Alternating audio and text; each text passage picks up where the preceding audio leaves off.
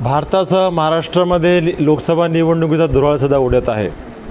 सध्या वारा वादळामुळे वातावरण जरी कमी झालं असलं तरी निवडणुकीचं वातावरण दिवसेंदिवस तापत आहे। विशेष करून हिंगोली लोकसभेमध्ये शिवसेना उद्धव बाळासाहेब ठाकरे गटाचे नागेश पाटील आष्टीकर हे सध्या उमेदवार आहेत। महाआघाडीच्या घटक पक्षामध्ये आपसात बनत नाही, नाराजी आहे, अशा अनेक चर्चा व अफवा पसरवल्या जात आहेत। आपल्यासोबत सध्या काँग्रेसचे ज्येष्ठ नेते प्रकाश थोरात आहेत। आपण त्यांच्याकडूनच याबाबत जाणून घेऊयात। थोरात साहेब, स्वागत आहे आपलं। सर्वप्रथम मला सांगा की अशी चर्चा केली जात आहे की महाविकास आघाडीच्या घटक पक्षामध्ये जमत नाही आहे। आपल्यासोबत आष्टीकर साहेबसुद्धा बसले आहेत, आपली काय प्रतिक्रिया?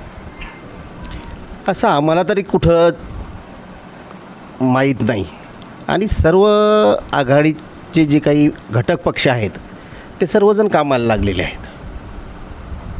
इकडे अशी बरेचदा चर्चा उडली जात आहे की घटक पक्षाचे जे इतर पक्ष आहेत म्हणजे शिवसेना उभाठा सोडून तर ते आष्टीकर साहेबांच्या सोबत नाही आहे किंवा साथ देत नाही किंवा नाराज आहेत। त्याबद्दल आपण काँग्रेसचे एक ज्येष्ठ नेते म्हणून काय प्रतिक्रिया देणार?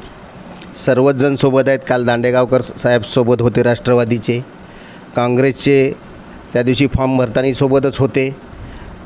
कोणता गटतट नाही, कुठल्याच प्रकारचं अडचण नाही।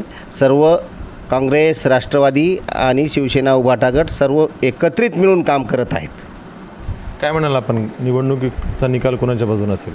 निश्चितपणे इंडिया आघाडीच्या बाजूनं निकाल लागणार आहे आणि हिंगोली लोकसभेमध्ये नागेश पाटील आष्टीकर हे प्रचंड मताने निवडून येणार आहेत। हिंगोली लोकसभेवर नागेश पाटील आष्टीकर निवडून येणार आहेत असं प्रकाश थोरातांचं वक्तव्य आहे। आपण स्वतः उमेदवार नागेश पाटील आष्टीकर यांनाच विचारून घेऊयात की त्यांचा प्रचार कशा प्रकारे चालू आहे आणि त्यांना काय विश्वास वाटतो? सर, आपली अतिशय चांगल्या प्रकारे आमचा प्रचार चालू आहे। काल आम्ही माहूरवरून नारळ वाढवलेला आहे आणि काल औंढ्यापर्यंत गेलो होतो। रात्रीला उशीर झाल्यामुळं आज आम्ही नरसिंहनामदेवलासुद्धा गेलो होतो आणि अतिशय चांगला प्रचार चालू आहे। सर्व इंडिया आघाडीचे नेतेगण सगळेच जण आम्ही एक संघ आहोत, सोबत आहोत। कुठल्याही प्रकारची नाराजी नाही आहे। हे गोष्ट दुसरी आहे की मीडियावाले जरासं उगं कुठं भोकाड जरी दिसलं त्याला मोठं फाडायचं काम करत आहे, पण असं काही नाही आहे। तुम्ही कितीही फाडायचा प्रयत्न केला तर ते काही भेटणार नाही। भोकाड असलं म्हणून आम्ही फाडण्याचा प्रयत्न करतो हा आरोप आपला जर कदाचित चुकीचा असू शकतो, पण भोकाडाला आपण स्वतः जागा देत आपल्याला? नाही, अजिबात नाही।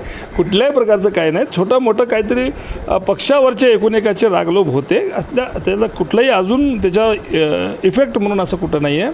आपल्याला खूप स्वच्छ पद्धतीने, तुम्हाला माहीत असेल, काल सर्वजणच माहूरच्या मंदिरावर सर्वजणच दिसले जवळपास। फक्त आमच्या मुंदडा साहेबाची तब्येत ठीक नाही आहे आणि सातवताई 1-2 दिवसामध्ये बाहेर पडणार आहेत। याच्यापेक्षा दुसरं कोणीही घरात थांबलेलं नाही। सगळेजण अतिशय जोरात कामाला लागलेले आहेत। असं काही अडचणीचं दिसत नाही आहे। आपल्याला काय वाटते आपली टक्कर कोणाशी आहे? नाही, मी मागेही आपल्याला सांगितलं की आपल्या इथं जर समजा तुम्ही थोडंसं पाठीमागं गेलं तर आपल्या इथला उमेदवार जाहीर करून बदलला गेला आणि आज म्हणजे प्रचाराची पहिला टप्पा संपला पण नाही। दुसऱ्या टप्प्यामध्ये जर गोविंदाला आणावं लागत असेल तर आपण समजू शकता की आमचे विरोधक कुठे आहेत आणि आम्ही कुठे आहे। कसा आहे, हा बाऊल जो आहे इकडला आमचा जो हिंगोली लोकसभा मतदारसंघ आहे, हे शिवसेना, काँग्रेस, राष्ट्रवादी काँग्रेससाठी अतिशय अनुकूल असा मतदारसंघ आहे आणि शिंदे गट हा BJPनं जे पुरस्कृत शिंदे गट आहे तो आमच्याकडे कोणी मानत नाही आणि आमच्याकडे याला थारा नाही, याला आम्हाला गद्दार गट म्हणतात। त्यामुळं तशा याच्यावरती कोणी बसणार नाही असं माझं मत आहे। यांच्यापेक्षा नक्कीच निश्चितपणानं हेमंत भाऊ याच्यापेक्षा कितीक पटीनं जास्त चांगल्या प्रकारे चालले असते, कारण त्यांच्याकडे यंत्रणा होती। त्यांच्याकडे त्यांनी काही असू द्या, कुणाचे का असू द्या, पण 4 कार्यकर्ते कामाला लावलेले होते। त्यामुळं त्यांची उमेदवारी काटल्याच्या नंतर हा काय आमचा प्रतिस्पर्धी राहू शकत नाही असं माझं मत आहे। 25च्या उमेदवाराचा आपला किती प्रमाणात फटका बसेल, आपल्याला काय वाटते? हे बघा, कसं आहे की आजकाल तुम्ही जर पाहायला गेलं तर लोक खूप अवेअर झालेत, खूप हुशार झालेत, तर लोकांना माहिती पडतं आहे की कोण कशासाठी उभं टाकलं आहे। त्यामुळं बाळासाहेबांनी खरं तर हे नाहीच करायला पाहिजे होतं, कारण एखादी जागा मागंपुढे झाली असती पण कार्यकर्त्याला न्याय मिळाला असता आणि ज्या पद्धतीचं आज वातावरण भारत देशामध्ये आहे, महाराष्ट्रामध्ये आहे, BJPचे अतिशय वाह्यात पद्धतीनं काम चालू आहे सर्व जनता कंटाळलेली आहे आणि विशेषतः हे जे काही संविधानामध्ये फरक करू इच्छितात, संविधान संपवून टाकू इच्छितात, अशा वेळेस बाळासाहेबांनी असा निर्णय घ्यायला नाही पाहिजे होता. तरी पण जरी त्यांनी घेतला असेल तरी खाली जनता कोणीही बाजूला जाणार नाही आहे.